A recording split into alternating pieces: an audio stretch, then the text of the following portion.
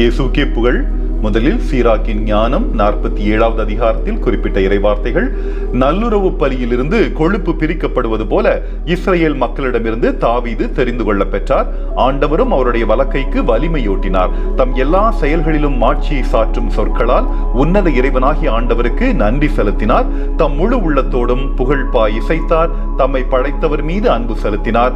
ஆண்டவர் அவருடைய பாவங்களை நீக்கினார். அவருடைய வலிமையை என்றென்றைக்கும் உயர்த்தினார். மன்னர்களின் உடன்படிக்கை இஸ்ரேலின் மாட்சியின் அரியணையும் அவருக்கு கொடுத்தார். திருப்பாடல் 18 இறைவார்த்தைகள் 30 மற்றும் 46. என் மீட்பராம் கடவுள் மாட்சி உருவாராக. இறைவனின் வழி நிறைவானது. ஆண்டவரின் வாக்கு நம்பத்தக்கது. அவரிடம் அடைக்கலம் புகும் அனைவருக்கும் அவரே கேடயமாய் இருக்கிறார். நற்செய்தி மார்க்கு 6வது அதிகாரம் 7 மற்றும் 17 முதல் 28 வரை உள்ள இறைவார்த்தைகள்.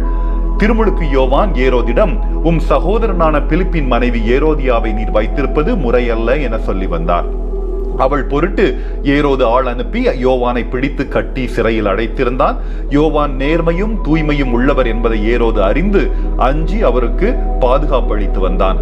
அவர் சொல்லை கேட்டு மிக குழப்பமுற்ற போதிலும் அவருக்கு மனமு வந்து செவி சாய்த்தான். அப்பொழுது ஏரோதியா யோவான் மீது காழ்ப்புணர்வு கொண்டு அவரை கொலை செய்ய விரும்பினாள். ஆனால் அவளால் இயலவில்லை.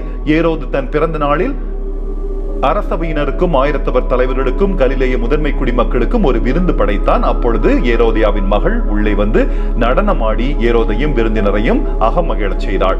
அரசன் அச்சிறுமியிடம், நீ என்னிடம் எது கேட்டாலும், ஏன் என் அரசில் பாதியையே கேட்டாலும் கூட உனக்கு தருகிறேன் என்று ஆணையிட்டு கூறினார். அவள் வெளியே சென்று நான் என்ன கேட்கலாம் என்று தன் தாயை வினவுகிறாள்.